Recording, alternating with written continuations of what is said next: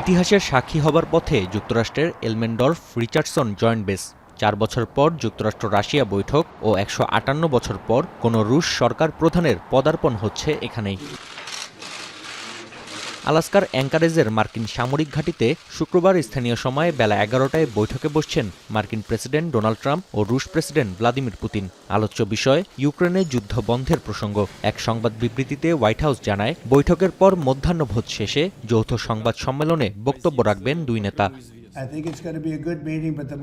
Vladimir Putin ও Volodymyr Zelensky যুদ্ধ বন্ধ করতে সম্মত হবেন বলে আশাবাদী ডোনাল্ড ট্রাম্প। তবে 15 আগস্টের বৈঠকে যুদ্ধবিরতির ঘোষণা আসার সম্ভাবনা কম বলে ইঙ্গিত দেন তিনি।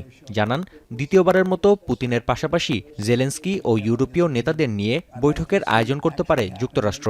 The more important meeting will be the second meeting that we're having. We're going to have a meeting with President Putin, President Zelensky, myself, and maybe we'll bring some of the European leaders along, maybe not.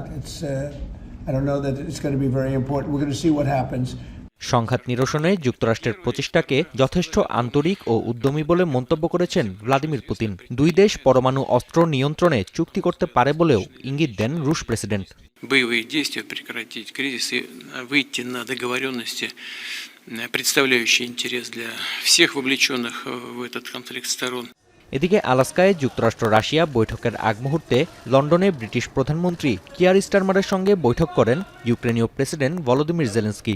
Starmer জানান, যুদ্ধবিরতির সম্ভাবনা থাকলেও শান্তি স্থাপনকে গুরুত্ব দেয়া হচ্ছে, বিষয়টি প্রমাণ করতে হবে পুতিনকে। যুক্তরাজ্যের সমর্থনের জন্য লেবার সরকারকে ধন্যবাদ জানান ইউক্রেনীয় প্রেসিডেন্ট। ইউক্রেনের জন্য নিরাপত্তা নিশ্চয়তা প্রদানে ভূমিকা রাখবে যুক্তরাষ্ট্র। মার্কিন প্রেসিডেন্টের এমন আশ্বাসকে স্বাগত জানিয়েছে ইউরোপীয় ইউনিয়ন। তবে যে কোনো ভূমি বিনিময়কে মেনে নেওয়া হবে না বলেও সতর্কবার্তা দিয়েছেন জোটের নেতারা।